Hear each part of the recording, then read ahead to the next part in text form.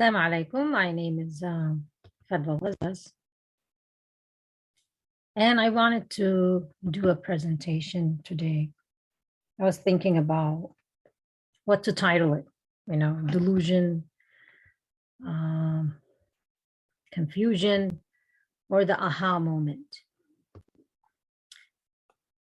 Let's go through the presentation. Maybe as I'm going through, I can finally decide on the best title for this presentation. Allah Most High tells us in the Quran, chapter 94, verse 5, verily with hardship comes ease. Some people, while growing up, even though it's a small chapter, it's about 8 verses, they could not see the word with. But what's more troubling is they could not even see the very first verse of this chapter.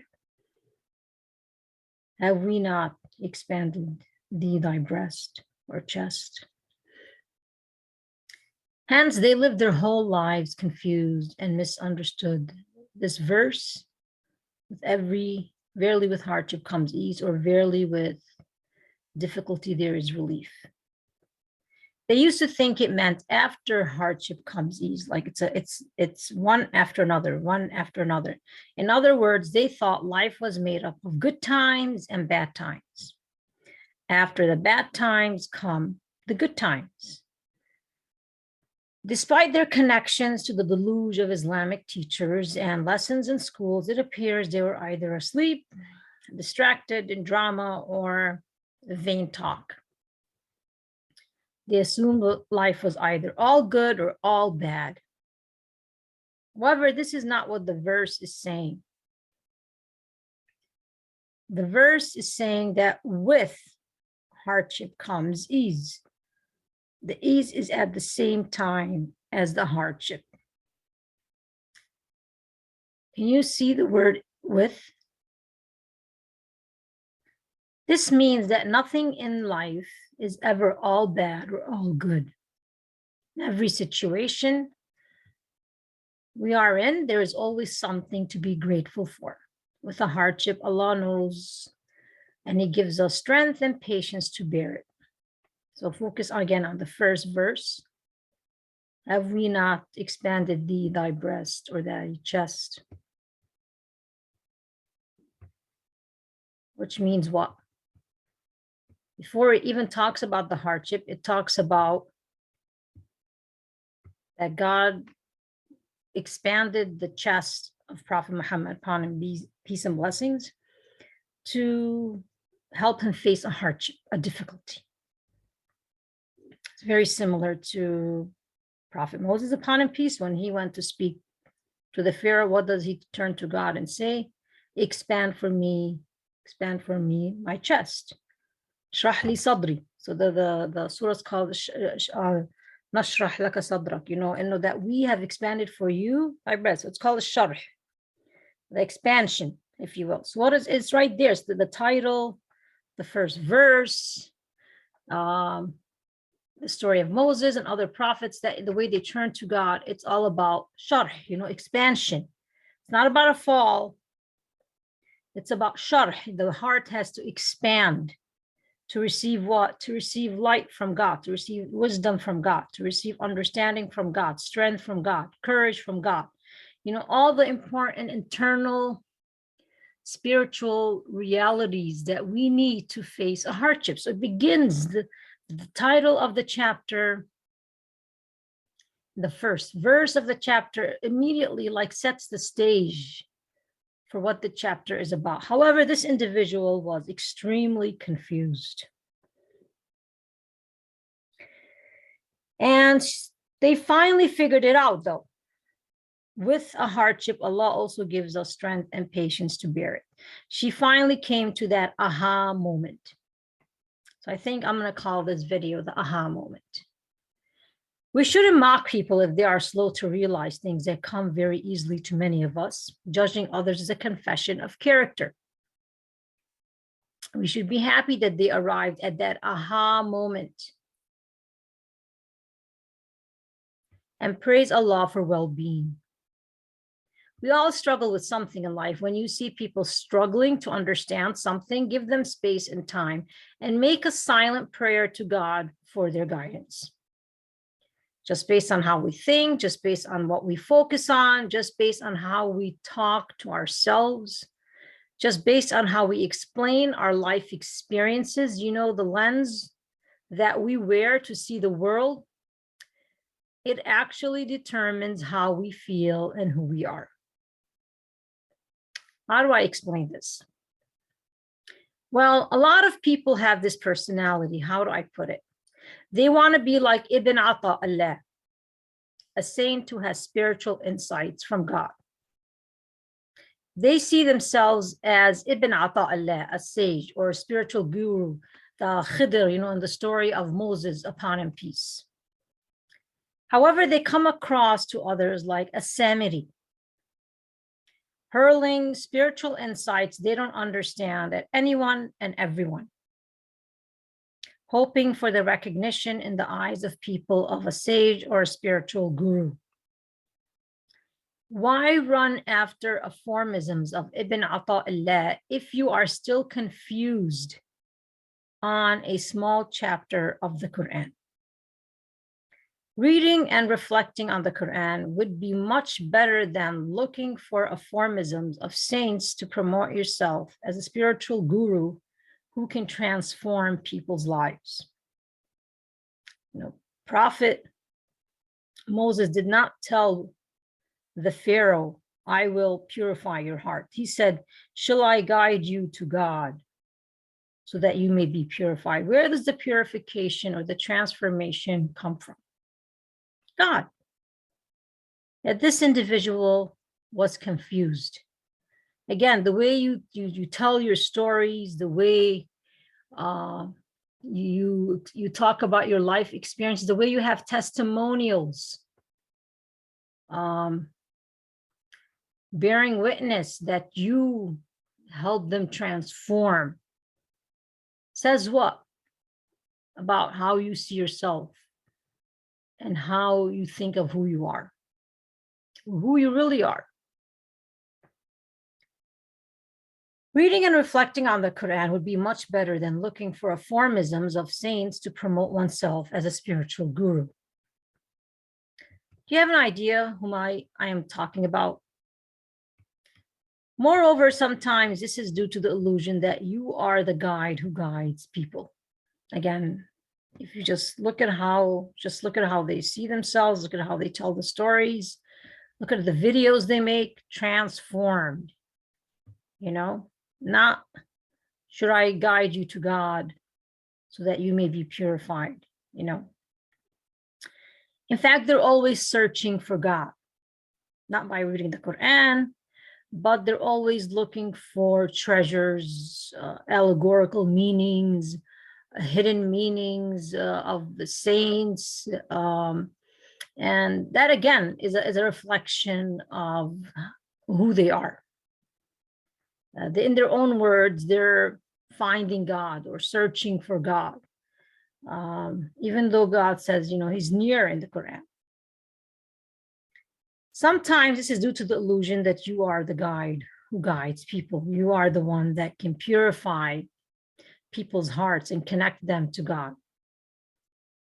All these things come together, thinking that you guide people, thinking that you're responsible for guiding everyone in delusion. These things all come together. You're going to be constantly mocking, fault-finding, full of schemes, no trust in God. It gets me to another issue. Prophet Muhammad, upon him peace and blessings, was overwhelmed with grief because he wanted to guide people to God. What's the word here? Grief. It wasn't mocking. It was not a mocker. It wasn't throwing shade, insinuations, conjecture. He really wanted to guide people. He was overwhelmed with grief. When you listen to these people, there is no grief. There is no genuine concern. They're just spiteful, full of malice and mockery. Why? Because they're not really carrying a weight of wanting to guide people to God, like a Samari, they really are carrying the weight of wanting to be the guide, wanting to be the spiritual guru, wanting to be the Ibn Ata'illah. That's the weight they really carry. News alert, only Allah guides. These individuals obviously catch people who, the same type of people as a Samari caught. They're not really seeking guidance. They're seeking nearness to VIP people. The schemes, the shade, insinuations, we're not the ones who purify people's hearts. Chapter begins with asking the Prophet, upon him peace and blessings, have we not expanded thy breast or thy chest? What does this mean? It means there's no power or change except from Allah. It's a very profound statement. It has a very deep meaning if we reflect on it. You cannot weather or bear trials except with Allah's, by Allah, with Allah, for Allah. That's what it means. That trials and hardships will destroy you. And I literally have no cases where you see at the same trial, people who are like connected to God, they can bear, even if they die, they can bear the trial.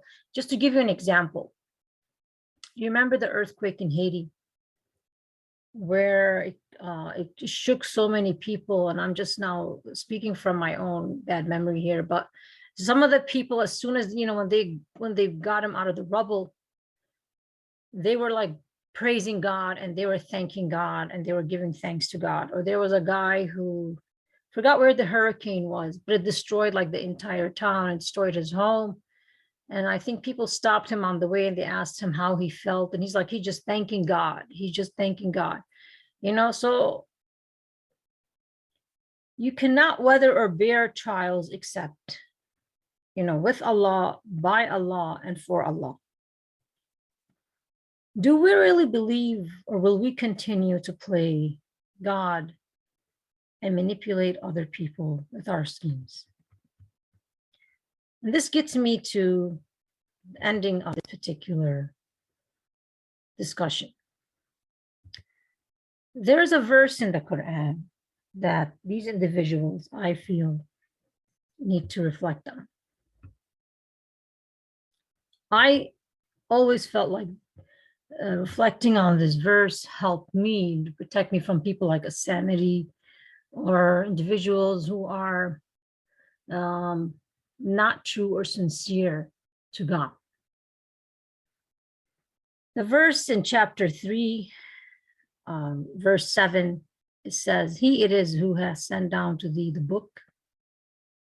In it are verses basic or fundamental of established meaning.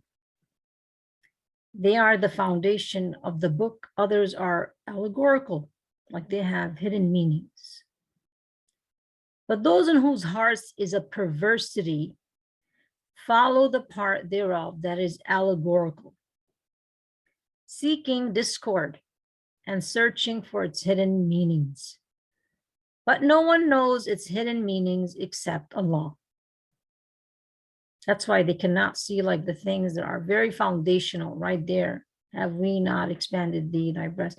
They're constantly looking for treasures in the ocean. Allah and those who are firmly grounded, and those who are firmly grounded in knowledge say, we believe in the book. The whole of it is from our Lord, and none will grasp the meaning except men of understanding. And I think I skipped the part that says, but no one knows its hidden meanings except God. Except God. No one knows its hidden meaning. So when something like in the Quran is allegorical, has a hidden meaning, and God is telling you, no one knows except me. Like you don't know, there aren't scholars that know. There is a test, and they identify the people who are like Al-Khidr, if you will, who had spiritual insight, but wasn't running around trying to throw it at every person that he can come across from every direction. And then there's a Samiri, he takes the little allegorical meanings here and there, and he's, whap here, whap here, whap here, whap there, and they spend their whole life confused. Inna ma'al usra yusra. With every hardship, there is, verily with hardship, there is relief. There is ease of relief. In the Quran, God sheds light on people who follow and are addicted to conjecture or mystery. It's repeated in many perspectives and stories throughout the Quran. I recommend you collect those passages when God puts such people in the spotlight and comments on their reality. It helps one see those who are true to God from those who are false to themselves. As the shared passage ends, and no one will be reminded except those of understanding. Inna ma'al usra yusra. With every hardship, there is relief, but nobody will be reminded except those of understanding. So we're confused at times because we're running after aphorisms of saints. We're going to the coffee shop instead of reading commentaries on the Quran and what scholars have said. And there's many books that you could easily find on scholarly commentary of this chapter. It's a short chapter. You can easily find many scholars that will discuss it, but they spent their lives confused because in their heart, as the last verse that I had mentioned says in chapter 3, there's a perversity in their heart. Instead of focusing on the foundational meaning, they're constantly running after aphorisms and allegorical meanings and throwing them at people from every direction. And they're constantly speaking, and they don't just come after allegorical meanings. They take the Quranic verses and they find a way to make it, when it's very clear and very direct and very straightforward, they do it in a way that make it allegorical, or they take a hadith from the Prophet, upon him peace and blessings, and they reference it in a way that's allegorical. So they're always running behind this self-promotion of a guru, a spiritual guru who has become enlightened. And, they finally reached that aha moment, but how much time do we have left? You're going to spend your whole life trying to figure out one verse after another, or because you spent it running after hidden meanings of aphorisms, or should you really seek out scholarly commentary on the Quran and reflect on the message, the love message, because they say the Quran is a message of love from God to you, and try to better understand it and fulfill it and practice and ask God for facilitation, if you will, or ask God for success to put it in practice, because it's by God, with God, and for God. La hawla wa la quwwata illa billah. So this is it, and I think I made my decision about what I will call this. It will be called the aha moment. So I hope that individuals who are running after these hidden meanings and aphorisms and trying to, again, turn themselves into a spiritual guru will come to that aha moment and let go of the delusion, so that they're no longer confused about things that are very foundational and very clear in the Quran and the Hadith. Assalamu alaikum wa rahmatullah wa barakatuh.